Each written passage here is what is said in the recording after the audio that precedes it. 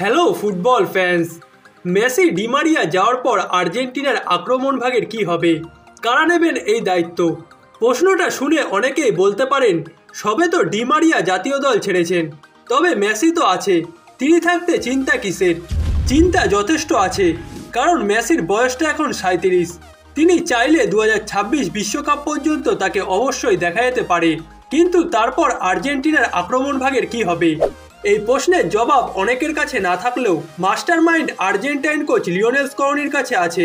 তিনি এখন থেকে নয়, মেসি ডিমারিয়ার পরবর্তী সময়ের কথা ভেবে দীর্ঘ 2 বছরেরও বেশি সময় ধরে মাঝে মাঝেই আর্জেন্টিনার আক্রমণ ভাগে একসাথে 2 নাম্বার 9 জুলিয়ান আলভারেস ও লাউতারো মার্টিনেজকে খেলাচ্ছেন, কারণ তিনি জানেন এই দুজনই বর্তমান বিশ্বের অন্যতম সেরা স্ট্রাইকার। নিজ নিজ ক্লাব ও জাতীয় দলের হয়েও এর প্রমাণ দিয়েছে তারা, কিন্তু মাঠে তাদের একসাথে খেলে এই জিনিসটাই প্রমাণ করতে হতো, যেটা তারা আজ মাঠে করে দেখিয়েছে।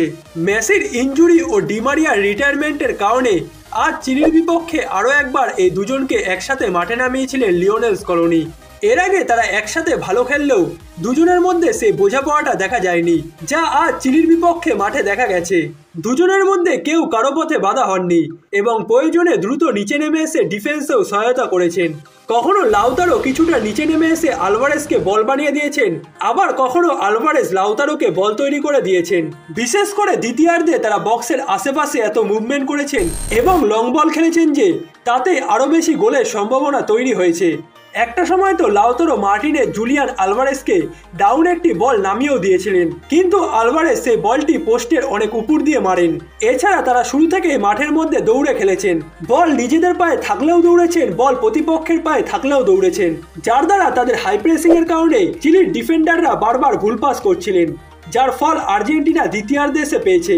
বিরতি থেকে ফিরে এসে জুলিয়ান আলভারেজ বক্সের ডান প্রান্তে চলে যান, যেখানে তাকে রদ্রিগো ডিপল বল বাড়িয়ে দেন।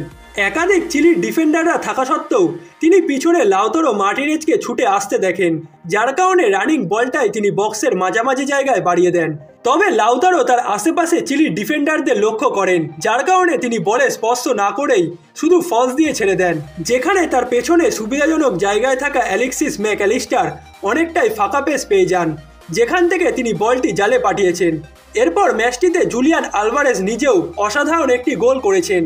হাই প্রেসিংয়ের দ্বারাই এবারও চিলির ডিফেন্ডারদের ভুলে বক্সের কাছাকাছি জায়গায় বল পেয়ে যায় আর্জেন্টিনা, যেখান থেকে লো চেলসো আলভারেজকে বল বাড়িয়ে দেন এবং তিনি বাঁ পায়ে জোরালো শটে বলটি বার পোস্টে লাগিয়ে জালে পাঠান, যার দ্বারাই মেসিকে ছাড়াও আর্জেন্টিনার কাছে এমন দুজন ফরোয়ার্ড আছে যারা তাদেরকে বিশ্বকাপ বাছাই পর্বের ম্যাচটিতে 3-0 গোলে জয় এনে দিয়েছেন এবং ভবিষ্যতেও নিঃসন্দেহে তারাই আর্জেন্টিনার আক্রমণ ভাগের দায়িত্ব সামলাবেন।